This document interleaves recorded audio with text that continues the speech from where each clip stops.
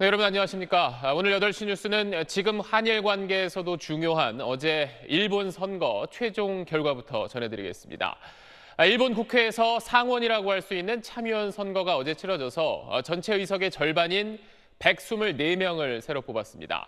아베 총리가 이끄는 자민당과 공명당이 합쳐서 그러니까 현재 여권이 모두 71석을 얻었습니다. 어제 선거만 놓고 보면 원래 목표라고 했던 과반을 훌쩍 넘겼으니까 아베 정권의 승리라고도 할 수 있습니다. 그런데 이 참의원 전체 245석을 보면 이야기가 좀 달라집니다. 아베 총리의 목표는 지금의 헌법을 바꿔서 일본을 전쟁 가능한 보통 국가로 만드는 겁니다.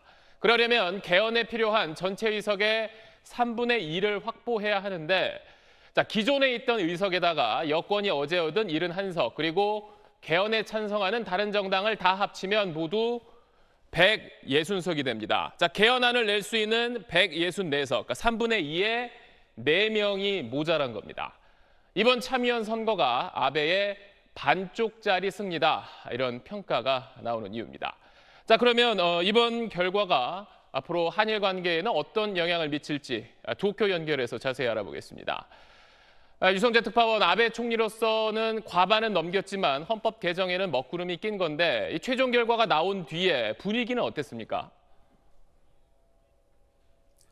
개헌안을 통과시킬 수 있는 의석수 3분의 2에 못 미쳤다는 점만 빼면 아베 총리가 승리했다는 데 이견이 없습니다. 오늘 아베 총리가 자민당 총재 자격으로 선거 후 첫 기자회견을 했는데요. 개헌 구상에 차질이 생겼으니 표정이 어두울 만도 했는데 그렇지 않았습니다. 국민의 신임을 받았다며 헌법 개정도 변함없이 추진하겠다고 밝혔습니다. 그런데 이번 선거 승리로 더 자신감을 얻은 아베 정권이 한일 관계에서 더 막무가내로 나가는 것 아니냐 이런 우려도 있는데요. 네, 아베 총리가 기자회견에서 한일 관계를 묻는 질문을 받았는데 한국이 약속을 지키지 않았다. 수출 규제도 그래서 나온 거라는 기존 입장을 반복했습니다. 協議が行われないなど、輸出管理の土台となる信頼関係が失われてきたのも事実であります。 선거 뒤엔 좀 풀어질 수 있다 이런 예상이 많았는데요. 일단 겉으로 보기엔 바뀐 게 없는 거죠. 한국을 화이트리스트에서 배제할지 말지 의견 수렴이 모레까지인데요.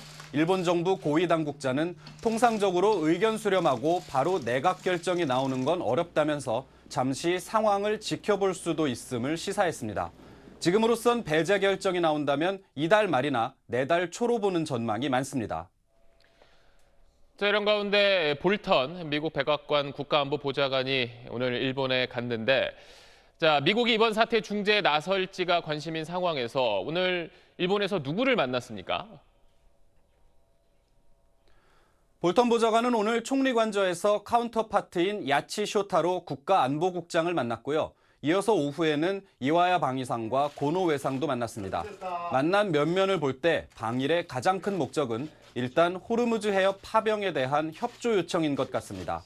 한일 관계는 고노 외상과의 면담에서 다뤄졌는데 주로 고노 외상이 일본의 조치에 대해 설명을 했고 볼턴 보좌관은 한일 관계의 급격한 악화에 우려를 표명한 것으로 알려졌습니다.